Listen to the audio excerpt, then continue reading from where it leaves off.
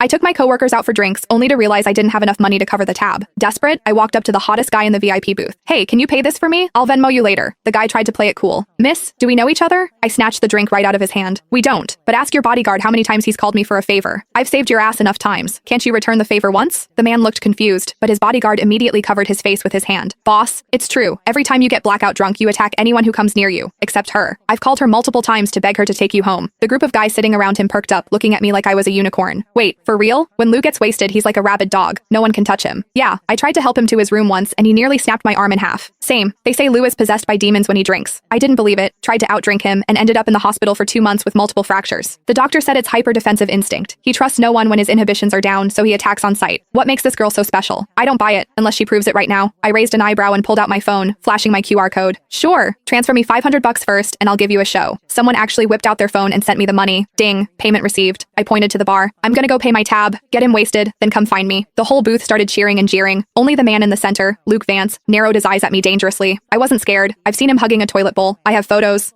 Look at him now. Sitting there like a king in his VIP booth, all elegant and refined. A total fraud. I'd already seen him at his worst. I paid the bill and sent my coworkers home. Then I walked back to the booth. Hey, I took the 500. I had to deliver the show. Luke's friends were trying their hardest to pour drinks down his throat, but Luke wasn't having it. He grabbed my wrist, dragged me out of the club, and shoved me into his Maybach. Slam. The door shut so hard the car shook, like a shaken soda bottle finally popping its cap. I rubbed my nose. Hey, it's not my fault you only trust me when you're drunk. It's annoying for me too, you know? It all started 6 months ago. I was leaving work late when I saw a guy sprawled out in the middle of the street using a city bike as a blanket. It was hilarious. Being terminally online, I had to take a video. But when I got closer, damn, what a face. Too bad he was wasted, reeking of alcohol. He was muttering about being thirsty. I took out my water bottle and poured him a cup. He was surprisingly obedient, gulping it down. I tried to wake him up. Hey, you can't sleep on the street. Where's your phone? I'll call your friends. He ignored me, snoozing away on the asphalt. I had no choice but to pat him down. Found his legs were incredibly long, like model long. I found his phone, unlocked it with Face ID, easy when they're asleep, and FaceTimed the first contact on his list. I pointed the camera at his face. Hello? This phone's owner is sleeping on the street. If you're his friend, come get him. The guy on the other end didn't even ask for a location. He just screamed, back away from him. 5 feet. Now. I thought he was worried I was going to rob the hot guy. I scoffed. Relax. I'm not interested in drunks. I'm sending you the location. Hurry up. The guy yelled again. Do not ignore me, unless you want to die. Psycho. I hung up. Then I sat on the curb to guard the guy. He decided my thigh was a better pillow than the bike. He slept like a baby under the moonlight. 10 minutes later, the friend arrived and looked at us like he was seeing a ghost. I swore. Look, I didn't touch him inappropriately. As soon as I spoke, the guy shifted. He wrapped his arms around my waist and buried his face in my stomach, treating me like a body pillow. I couldn't pry him off. I pulled his ear. Hey, wake up. Your friend is here. Let go. He didn't budge. I looked at the friend. Help me out here. I can't move his arms. The friend stood 5 feet away, refusing to move. I was pissed. Why are you just standing there? He said. I don't want to die. Me. What? The guy explained he wasn't a friend, but a bodyguard. He pulled his car up, parking exactly 5 feet away. You have to get him into the car.